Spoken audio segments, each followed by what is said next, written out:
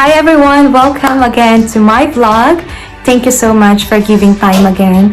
And for today's video, I want to share with you or I want to tackle with you how to obtain Turkish e-visa. So, sa mga nagtatanong, sa e-visa po tayo, okay? Electronic visa. So, you're probably watching this video because you're planning to go here in Turkey. So, yeah, and I'm here to help you kasi sobrang dali. Like 10 minutes, meron ka ng electronic visa dito sa Turkey. For today's video, I want to share kung paano ako nakakuha ng visa dito sa Turkey. So, sa mga nagtatanong na kabayan o mga kababayan natin, wow, taray. Sa mga nagtatanong ng mga kakilala ko, kung paano ako kumuha ng visa, madali lang po sa part ko kasi po meron po akong UK tourist visa. So, eligible po ako na mag-apply ng electronic visa sa Turkey.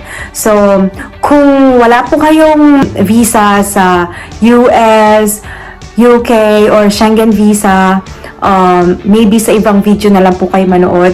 Kasi itong video ko po ay itatackle ko lang yung merong mga tourist visa sa US or tourist visa sa Schengen and UK. Okay? So, let's start this video. Ang pag-a-apply lang ng e-visa is so easy, like 3 steps lang siya. So, let's go sa website nila. Okay, ipuput ko lang yung screen ko dito sa gilid.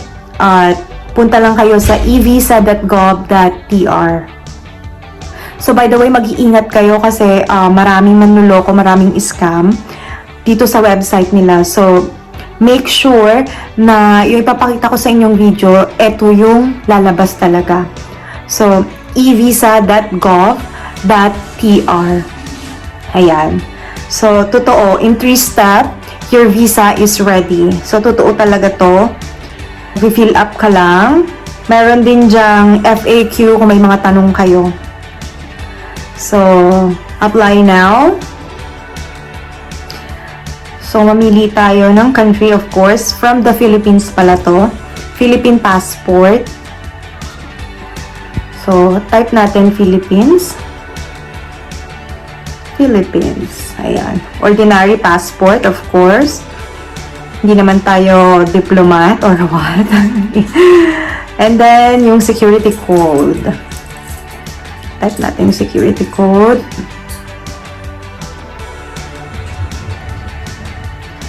Oops. And save and continue.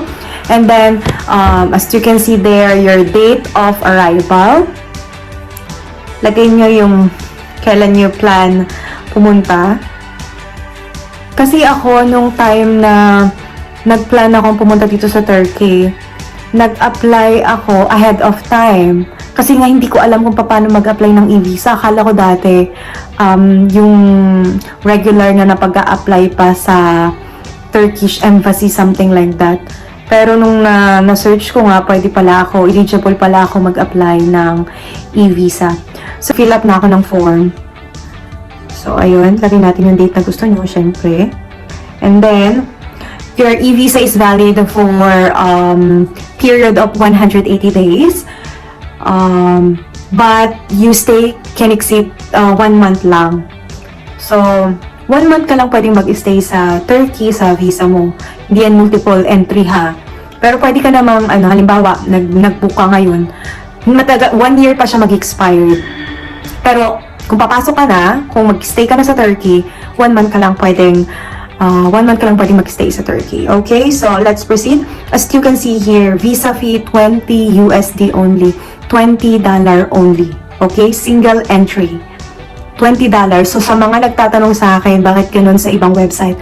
Scam yan, legit scam. So $20 lang yung binayaran ko at parang may service charge sila. Yun yung pagkakaalala ko. Hindi naman ganun kalakihan. So pwede kayo magbayad sa mga yan. Credit card, debit card, ganun. So, makikita nyo naman, save and continue. And then, sa information notes, makikita nyo naman dyan yung mga, kung ano yung mga kailangan nyo. Yung passport, of course, And then, kasi ako, nag-book din ako ng dummy ticket for my hotel para lang wala nang tanong-tanong.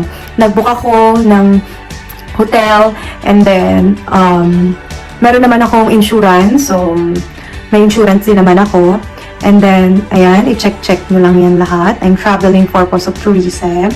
And then, ito yung sinasabi ko sa inyo, valid residence permit or any Schengen visa, US, UK, e-visa are accepted as supporting documents. So, eligible tayo dyan. Pero kung expired na yon, kung expired na yung tourist visa mo sa UK or sa US, hindi na siya pwede. Dapat yung hindi pa expired. Okay? Again, dapat hindi pa expired yung tourist visa nyo bago kayo mag-apply dito para pasok pa tayo sa banga, okay? And I confirm everything, blah, blah, blah, and then save and continue again. And then, of course, your information, personal information, siyempre na dyan yung name, lagay nyo yung name nyo, surname, date of birth, baka naman nakalimutan nyo, passport number, okay, passport, date, expired date, ganun. So, type of supporting documents, ayan yung sinasabi ko sa inyo, residence permit and visa. And then, meron nga akong United Kingdom tourist visa, mga mamshi. And then, supporting documents. Yung ilalagay nyo dyan na supporting documents, supporting document number. Ito yung makikita nyo dun sa, yan, ipapakita ko na lang sa gilid. Dun sa visa nyo, yung nakalagay dun, kung ano yung number. Color red yun yung color red dyan. Yan. Tapos, supporting document, expiry date. Kaya tinatanong nila yung expiry date. Kasi bawal nga, expired. So, email address, importante kasi dyan isi-send yung e-visa nyo. Tapos, phone number and address. Ang nilagay ko lang na address is simple like, kung saan ka ngayon. And then, that's it. And then, yan na makikita nyo na kung ano yung mag-i-email na sa inyo. That's the time that you will pay for your e-visa. So, I remember like $20 and then my service charge sila.